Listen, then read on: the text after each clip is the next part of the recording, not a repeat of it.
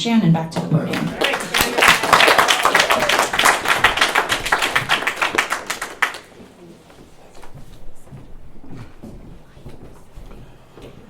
Shannon, alcoholic. It's about right. We made it to the amends and half the crowd's gone. That's about right. That's kind of like my sponsees. A little tired. Food's weighed me down a little bit, but the talks that I've listened to have really inspired me, and thank you guys for sharing a piece of you with me. And thank you guys for coming. The real alcoholics that are left in the room, right? As opposed to those number twos that went home already.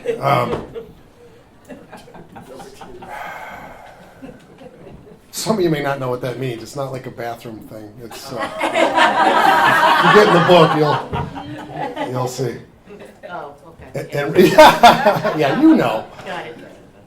That's like a real alcoholic's badge of honor. I'm the real deal. So anyway, so we come out of this amends process, inventory process, and we look at 6 and 7. And I love what Chad says. You get to this piece in the book, and you're reading it with your sponsor, and the sponsor will say, "So are you entirely ready?" Usually looks like this. He'll have his glass. Are you entirely ready? And you're like, "Of course I am." I just came out of spiritual surgery. I just experienced something that I've never experienced in my existence. And I get to see how broken I am and how many harms I've caused. Oh my God, I was wrong. I was so wrong. That's what came out of the 5th step. Oops. I was operating from a failed system.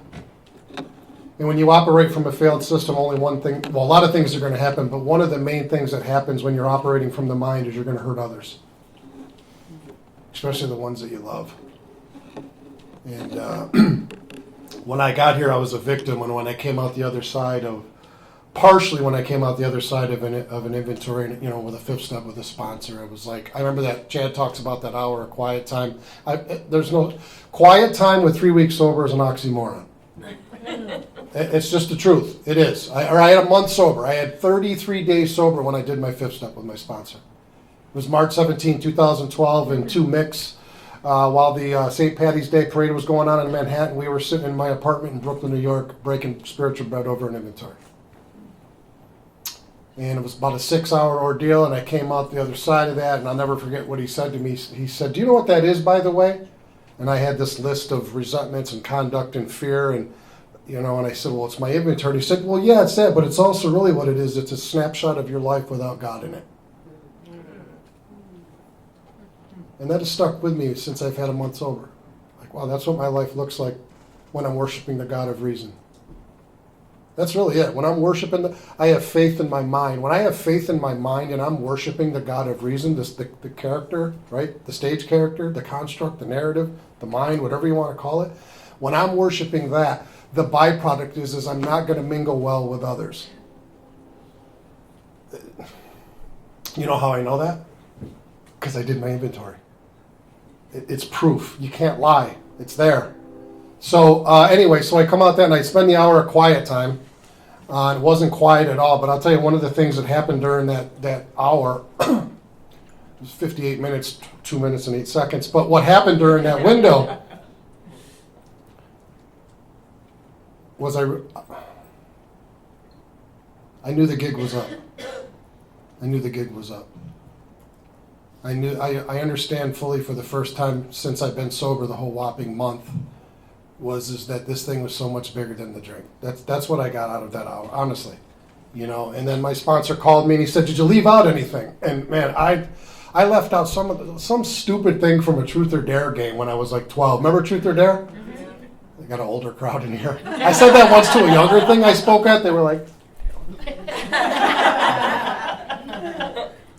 and here's the thing: it was real stupid.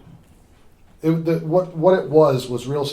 But it came up during quiet time. It was dumb. It was like had to do with like a rabbit or something. But anyway, no, not that bad.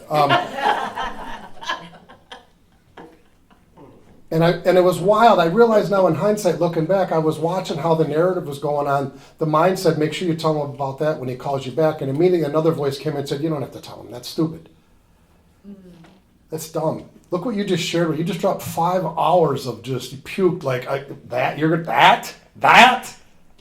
And then there was something that was deep within that said, if you don't tell him, you're going to drink.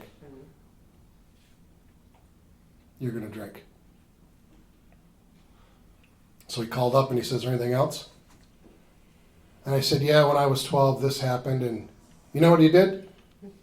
Just like he did everything else in the 5th step. He said, anything else? I'm like, damn, he didn't even like hang up or you're freaking weird or. See, that's why we can't listen to the mind. It's not true. It's not true. So we set up an appointment. We went over 6 and 7, or we went over 6 and 7. And I love what Chad said, and I think it's true. And there's so many people comment on why is 6 and 7 so short? Why is there only 2 pair? Because that's all it needs. It's the hinge for the rest of my existence.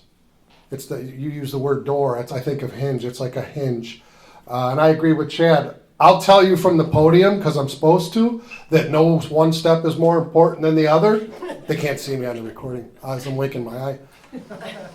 I think the entire essence of our journey is 6 and 7. I really do.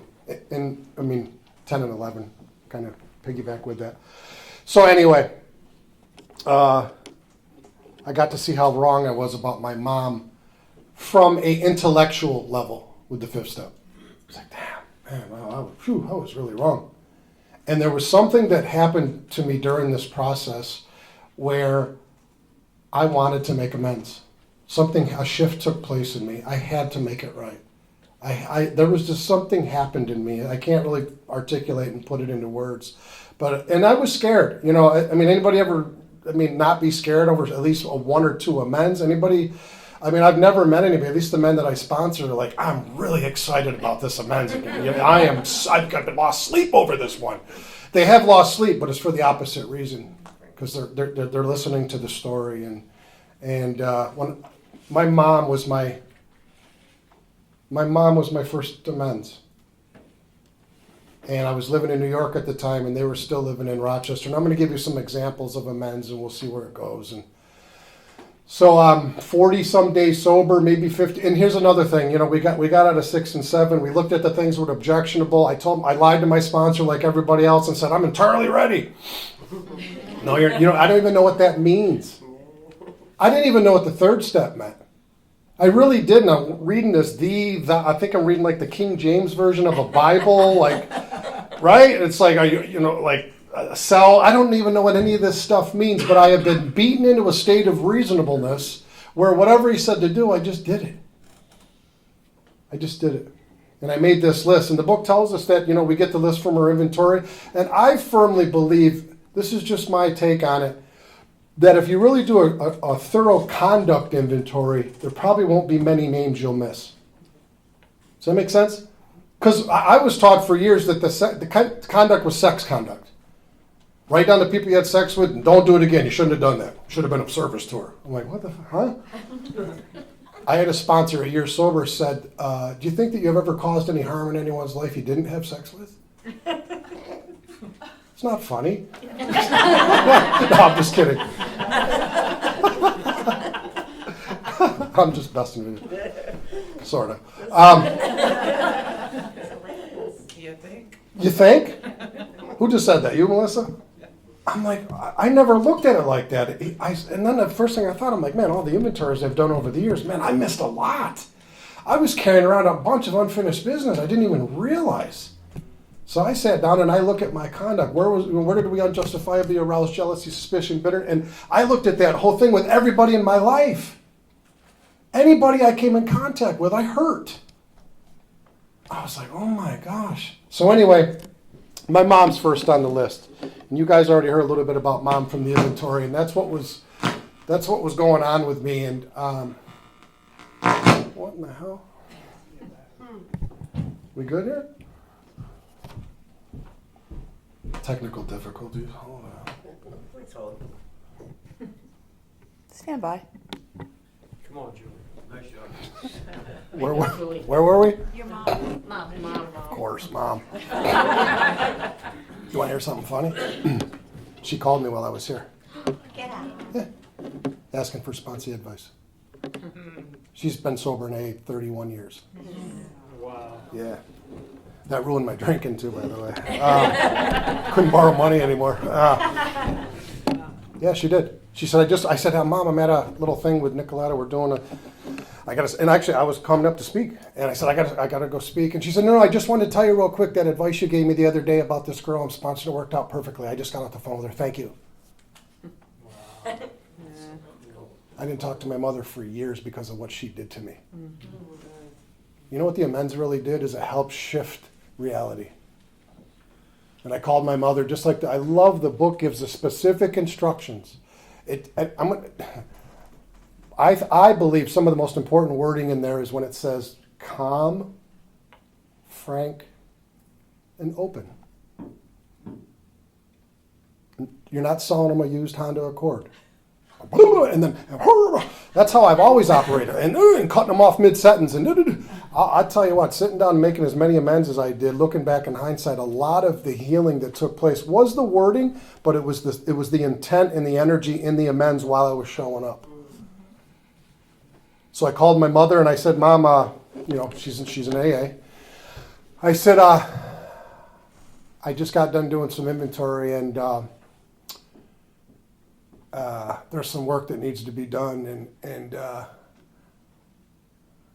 from this list that I've made of people that I've harmed, you're right at the top of it. And she started crying on the phone.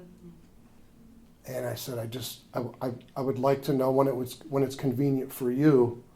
I was taught this because I'm a caveman when I get here, and I don't mean to say be funny. I don't know how to interact with humans. Look at my 5th step. Look at my 4th step. It's proof. And I want to know when I could come up and it would be a convenient time for you. I'd love to have a conversation with you. And she said, now, whenever you want. And the mind was like, whoa, slow down. Say 6 to 9 months or something. Let's think about this for a little bit. And so I did what the book says, and I did what my sponsor said. And when I made out the 8-step list, my sponsor told me to write down the name and the harm next to it. And it doesn't have to be a Stephen King novel in 9 sentences, just like, this is what I did. So I made the appointment, and I went up to my parents. And here's something that I want to share with you. For years, I would come in and out of your beloved fellowship, and I would tell you, and I would do it in school psychologist offices, and I would do it with my friends. I would tell you that I had a weird family, that we weren't like touchy-feely. Like we just weren't that family. No, that was me. I didn't know how to show up as a son. I didn't know. I was so broken. I didn't know how to receive love from my parents. Christmas morning, as exciting as it was, there was always a layer on top of the excitement of being a little boy and opening up. There was always a feeling of uncomfortability, even at 8 years old, sitting around the tree, because I didn't feel worthy enough to get gifts. I'm the weird one, not my family. My mother did everything she could to love me. I didn't know how to reciprocate it back. I didn't have the power. I was too broken. So anyway, I make this appointment with my mom, and I sit down with my mother, and we were at the kitchen table, and I got like 6 weeks sober, 5-6 weeks sober. And I remember talking to my sponsor. I drove up there and I called him just before I got there, and I'm like, what do I say? And I don't know what to do, and I'm scared, and what if she...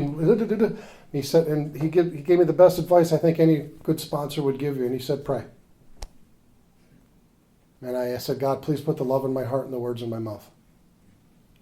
And I've been using that prayer probably since I've been sober. So I walk in, and it didn't happen as soon as I walked in my mom's house, of course. We hung on. I think we ended up talking that night, and I sat down with my mother, and I sat across from her, and I love, I didn't get into a big novel. I don't think that that's important. I said, Mom, I as you know, I'm back in recovery, and I've been doing some soul searching, and I shared a little bit, and I took really important advice from my sponsor, and I do this with the guys that I sponsor. He said, and when you say what you say, and it's their turn to talk, shut up.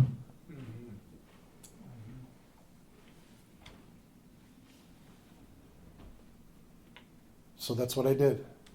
I said my piece, and I said, Mom, I just want to know if there's anything I can do to clean the slate between you and me and make things right. I'm willing to do whatever.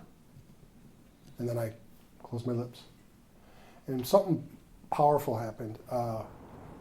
For the first time in my life, I remember looking across at my mother, and I could see the crow's feet in her eyes, the age.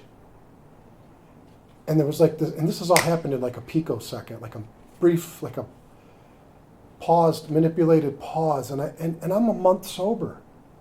And what happened, looking back in hindsight, I've talked a lot about this, is for the first time this is the power of amends. For the first time in my life, I saw my mother without a role. Honestly, I literally saw her as one of God's kids. I remember just looking at her, and she started talking, and she shared some stuff with me, and she cried. That's why I think that silence, when we shut up, I think because I've noticed in my own experience when making amends, during that time, something happens where they start to heal. I really believe that. I'm not a believer that we make amends for me. You hear things like, I'm there to clean my side of the street. Good luck with that. I'm there because I wronged you. And I didn't just bump up against you with my character defects. I literally altered the course of your existence.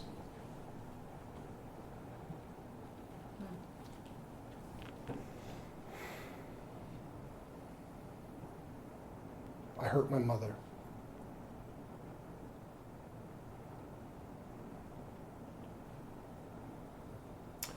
My mother was, my parents were both volunteer firemen, and I think they were EMTs, something along that name. They were volunteer. They spent 35 years saving people's lives, literally volunteering. I remember as a kid, I would hear at 3 a.m. the beeper, the scanner thing would go off. You'd hear my dad getting his fire, boom, boom, boom, they're gone. I'm like, good, now I can smoke some weed. But they would run off and do their thing, go save somebody's life in a burning crash. And my mom, when she was, when I gave her when God produced an environment during that amends for her to speak and heal, she said, every time that scanner went off, and we would go to like an MVA, motor vehicle accident, or we'd go to a suicide call, or we'd go to a drug overdose, and wherever it was, she goes, every time that we would get to the scene and we'd put our gear on and grab the bag, she would say, just before I opened the door, I would pray that it wasn't my little boy. Mm-hmm.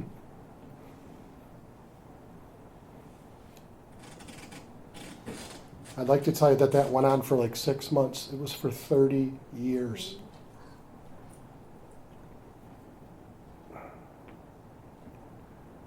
And when I heard her say it, but that resonated over the years that I've been sober, and like, God damn, isn't that wild? Like, we literally burn everyone's life to the ground from our actions and this thing that we're driven by. We wash up on the shores of AA, and then I'm mad at them. It's their fault, right? And Jesus, like, no. In my lineage, we got a little thing we pass around from time to time. It's a little sign, and it's got 3 words on it. It ain't them. It ain't them. When I'm resentful, it ain't them. So one of the things that my mom said was, when I asked how I could make it right, we all know what she said already, don't we? Just be a son. Just show up for Christmas. It'd be really nice if maybe next Christmas you don't call collect from a correctional facility. I'm like, okay. And I've done that. They live down in Florida now, and my mom's getting older, and I miss her, and I wish she lived closer. But I'll tell you, if she or I was to leave this earth today, her and I are square. And some miracle happened. All of a sudden, we're touchy-feely in our family. Like, where'd that come from? That's the power of God. I don't walk on eggshells. When my mom gives me a gift now, in fact, now I'm like, why didn't I get two? But when she gives me gifts now, like if it's a birthday card or a Christmas gift or whatever, that feeling of inadequacy and unworthiness is gone. I feel like her son. The wall between her and I has vanished because of the amends process. I see my mom as a totally different person. I had the same type of conversation with my stepdad. As you guys know, I never met my real father, and he got punished for it. He got punished for it. Now, some of it was previous stepfathers that physically abused me. And by the time I met him, it was too late. Male authority figures were a no-no in my life, and he suffered horribly for that. He's a good man. He's a real good man. He's a member of Alcoholics Anonymous. He got sober exactly 1 year after my mom. And they're both members, and we do a Zoom on Wednesday night. A few of you guys in this room go to it. And Mike and Eric, there's like people in this room that we go to. Chad, we're getting you to speak there, Julie. But there's people that attend this one. And it's funny, when I started this group during COVID some years back, I was in prayer and I said, I wanted to come up with the name of the group. And the name of the group on Zoom is Coming Home. That's where you're supposed to go, aww. There we go. I thought it was profound.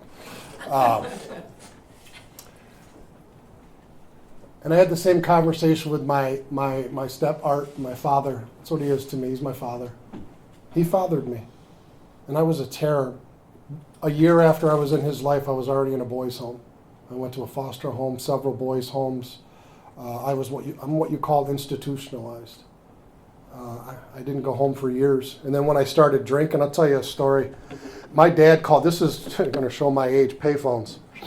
I had a pager. You guys know what that is? I had a pager, and I didn't talk to my family for a long time, because that's how I roll when I drink. I'm not a teetotaler. I drink my life into separation from all humankind. And family comes first. And I got a page from home with a home telephone number, and I don't get pages from home. I'm not a son. I'm a shell of a human being. So I knew something was going on, so I grabbed some quarters and I went up to the payphone and I called him. I said, hey, what's going on? And Art, my stepdad, said his mom died, my grandmother. And he said, he was crying, and he said, she passed. And listen, the reason why I'm calling is I was wondering if possibly, I know, he'd been sober for a while at this point. And he said, I know you and I don't have the best of relationships, and I just want to put all that aside. And would you be the pallbearer for my grandmother, for my mother? And I said, oh my God, yeah, absolutely. I'm thinking, who can I borrow a suit from? I'm not a suit guy, you know what I mean? I'm like, yeah, I'll make it happen. He said, can you be at our house on Friday morning a little early? I'd like to set up and have a conversation on how we're going to do the wake and everything. I said, absolutely, I'll be there. I was honored. See, there's a little problem here, and it's what's been discussed all weekend. The problem is the wake was on Friday, and Thursday night was $5 pitchers at the local bar. And I don't know nothing about phenomenon of craving or none about. I'm going to the wake. I'm going. And we all know what happened, right? Right? Thursday night, I'm with my buddies, and one of them, I was head of security at this club, and somebody had caught wind that my grandmother had died. And they came up to me afterwards. We were closing the bar down. They said, hey, man, Shannon, let's pour a couple back for Grandma in the honor of your grandma. They didn't even know who the hell my grandmother was. I'm like, that's my brother. But here's insanity again, and here's what it looks like. Is when I first said, guys, I can't. Maybe tomorrow night, maybe when I get back from the funeral. I got to get up early. My buddy Steve let me borrow a suit. I'm the pallbearer. I can't. Again, I know nothing about an allergy phenomenon. I know nothing about nothing. But I drank enough up to this point that I know if I start drinking, it's not going to end well.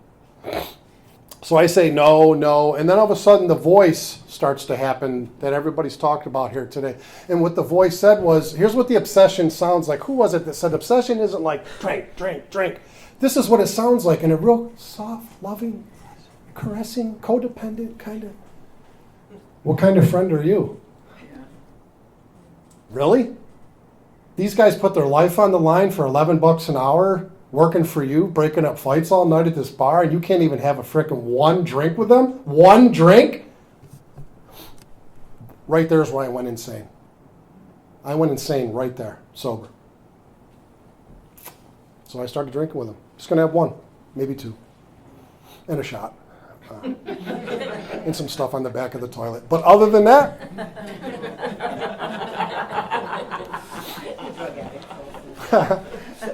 and what ends up happening is I'm doing that dance a lot of us know, right? As I start looking at that little red digital clock on the cash register, and it's like 1:47.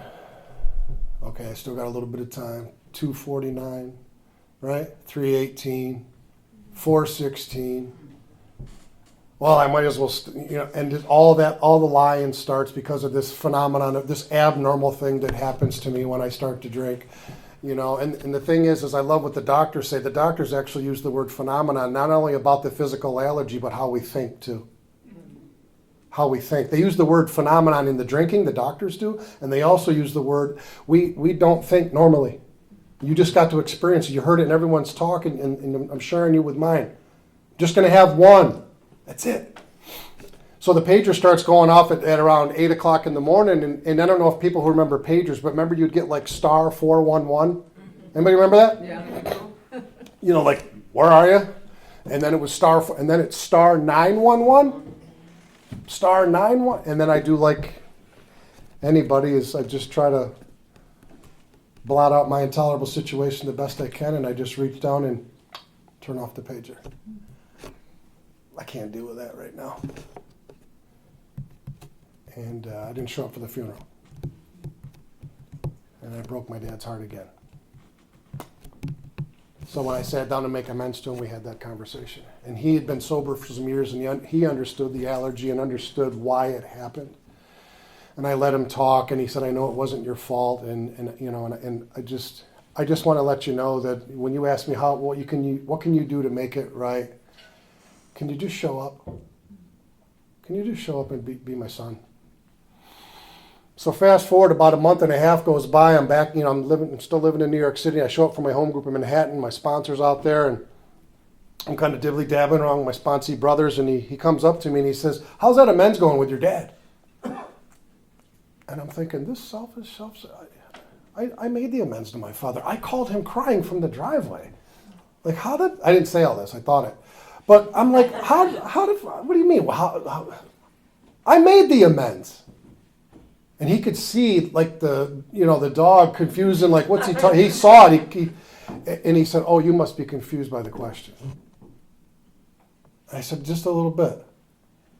He said, "I didn't ask." I said, "How is the amends going?" And I'm like, "Oh, when's the last time you talked to your dad?" I bet you it was when you sat down to have a conversation with him, isn't it? I was like, damn. He said, "I'm not judging you.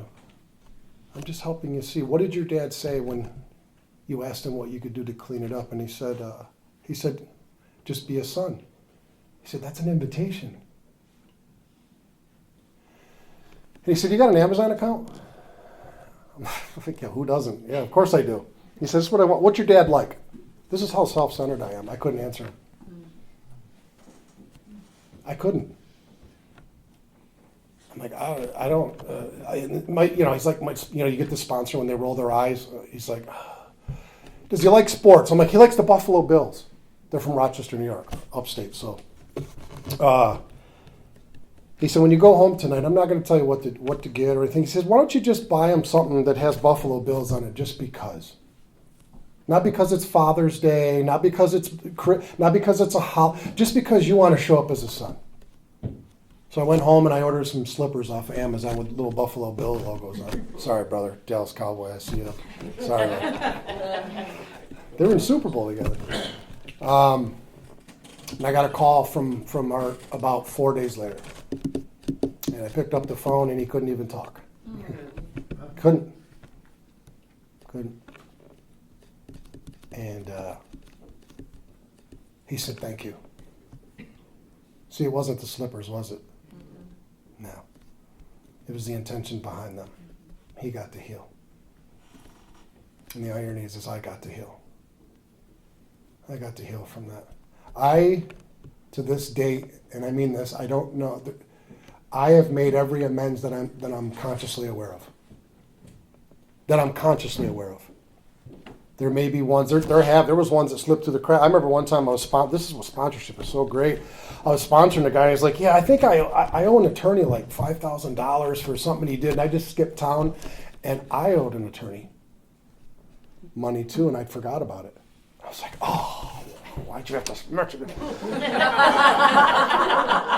So, and this is the story. This is the wild thing about the construct. You ever like owe money to somebody, and in your head it's like $100,000, and it's like $138.16, right? In my head, I had owed him because that's what we do. We sell this story. Self plants this seed in the net, and by the time you get here, it's like, or better yet, when someone owes you money. When someone owes you money, there's this. I've almost said his first and last name. There's this guy, Steve, that I worked for. I would tell you for 10 years he owed me $5,000. In fact, the amount went up every time somebody asked me. That's not a lie. I'm not saying that to be, the amount went up every time someone asked me. By the time I got to AA, it was like $10,000, $25,000. I don't even remember. Because I got to validate and justify the resentment. If it's $100, who the hell, who cares? But anyway, where was I? Lawyer. So I call up this lawyer, and he knew me very well. I had him on speed dial for many years. And the last assault charge was going to put me away for a long time. I had hurt a cop. And I'm not saying this to brag.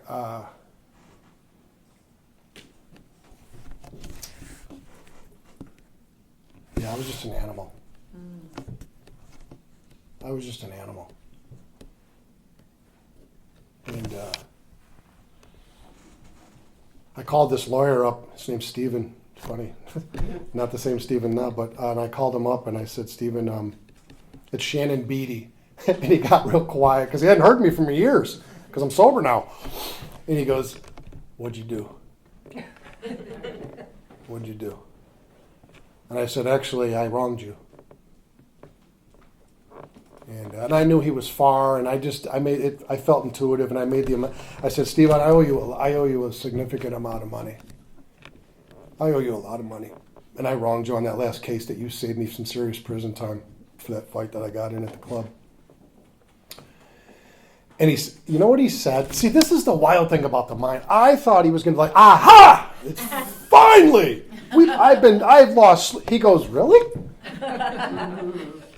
I didn't even, and he's like, hold on one second. I can hear him kind of in the background. He's talking to his secretary, and she's like, BD, and he's like, what's the last 4 years? So, he's going through the whole thing, and then he's like, you hear him show up, and he comes back on the phone. He goes, oh, hey, yeah, it's right. It's funny. I actually got it written on the top of the folder here, $2,800. I thought it was like $50,000 in my head, and no, it was $5,000. I'm sorry, it was $5,000. And we got, and I made my amends to him, and he said, Shannon, first and foremost, I don't want your money. I was like, yes. But I could hear my sponsor's voice in the background go, you're paying him back. So I said, no, Stephen, and we have to do it delicately. I'm not going to argue with him. That defeats the whole amends. But when I'm in prayer and there's intent behind it, it's like the words just come out. And the words came out real softly, and it said, Stephen, I really appreciate what you're saying to me, but I will tell you, and I didn't even plan this. It said, I will drink again if I don't pay you back this money. And he knew what my drinking looked like. He saw it. He saw the pictures. And he said, well, this is wild. He said,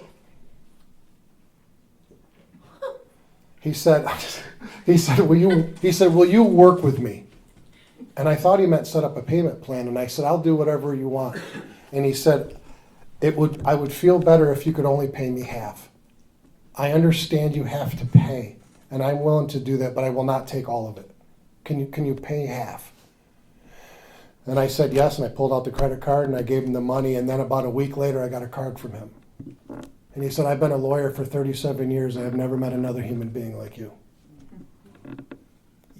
You have changed my view of mankind. Wow. I'm a drunk. He got to witness God's expression through the amends process. That's why I really believe when I hear people say, I get to make amends. I understand that now in hindsight. I think that's a hindsight statement. When you have, before you make the amends, it doesn't feel like yippee! But I'll tell you, anybody in here who's made some amends and you've come out the other side of them, you know what I'm talking about. We get to do that. And I'll end with this, because Chad and Julie are going to come up here. And I firmly believe that steps 10 and 11 are truly a byproduct of 9. A completion of 9. At least, I understand today why 10 and 11 are not before 8 and 9. I really believe that when I start to go out there and clean up all the mistakes that I've made and driven by self and all that stuff, I really firmly believe that I can sit quietly in peace. I can. Nicoletta tells the story because I was the same way. My first sponsor, Mike, up in Rochester, New York, when I first got sober, he said, let's spend a couple minutes of quiet time before we get into the book. And I'm like, what the hell is quiet time? I don't even know what it means. I really don't. I'm an animal. And he's like, I'm just going to put a little timer on my phone, 2 minutes. And he put on the timer and he said, let's just be. I got angry. I really did. I got pissed. And I'm not exaggerating. No, he's over there like, and I'm like, he's just showing off. Like, what's this? And 2 minutes. Like, I can't even oh my God, is it hot in here? I'm like, that was like 8 seconds. I'm the guy with unfinished business internally that I'm like, I need the heat on and the windows open at the same time. And today, because of the process, and because of people that came before me and taught me how to sit down with another human being and say, I wronged you, and look them in the eye and be part of you and part of humanity. It's wild. Like my mom said something the other night on the Zoom. Somebody was on it, and I know Nicoletta's heard her say this before. And I'll shut up. My mom said, when I grow up, I want to be just like my son. That's because of the amends. It's not because I'm sober. So, thanks. Great.